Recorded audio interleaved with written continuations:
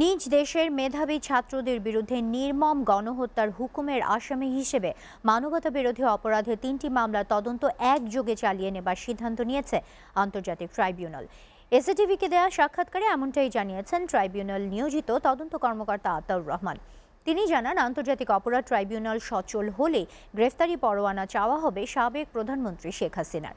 এদিকে আওয়ামী লীগের নিবন্ধন বাতিল চেয়ে করা রিট শুনানির জন্য বৃহস্পতিবার দিন ধার্য করেছে হাইকোর্ট।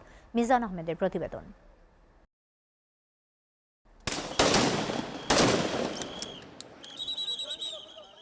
সরকারের নির্দেশে ছাত্র জনতার গণ অভ্যুত্থানকে রুখে দিতে এভাবেই নির্বিচারে গুলি চালিয়েছিল পুলিশ সহ আইন শৃঙ্খলা রক্ষাকারী বাহিনীর সদস্যরা।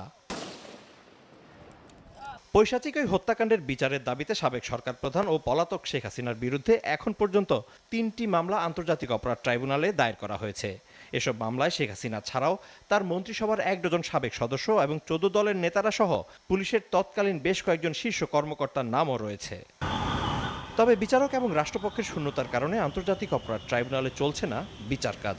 আমরা জুলাই গণহত্যার অভিযোগে মানবতা বিরোধী অপরাধ এবং গণহত্যার অভিযোগ এনেছিলাম। এই মামলায় আসামি আছে সাবেক প্রধানমন্ত্রী শেখ হাসিনা, ওবায়দুল কাদের, আছে আসাদুজ্জামান খান কামাল, আছে পলক, আরাফাত এবং পুলিশের সাবেক আইজিপি, ডিএমপি কমিশনার, সাবেক ডিবি প্রধান, 14 দলের বেশ কয়েকজন শীর্ষস্থানীয় নেতৃবৃন্দ।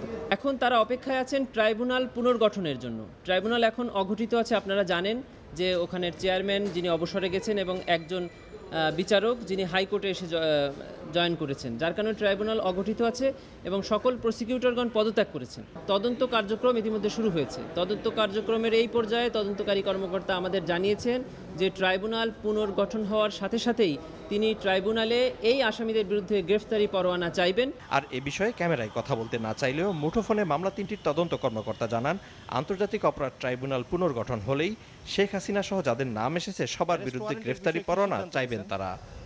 না, এটা হলো আমরা যে কোর্ট পুনর্গঠন হলে আমরা তদন্তকারী তদন্ত সংস্থা থেকে আমরা কোর্ট পুনর্গঠন হলে ওয়ারেন্টের জন্য আমরা চাবো।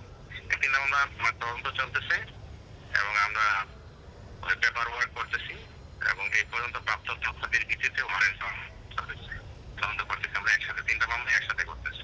আর গণহত্যায় নেতৃত্ব দেওয়ার অপরাধে দল হিসেবে আওয়ামী লীগের নিবন্ধন বাতিল এবং অন্তর্বর্তী সরকারের মেয়াদ 3 বছর করার বিষয়ে দায়ের করা রিটটি শুনানির জন্য বৃহস্পতিবার দিন ঠিক করেছে হাইকোর্ট।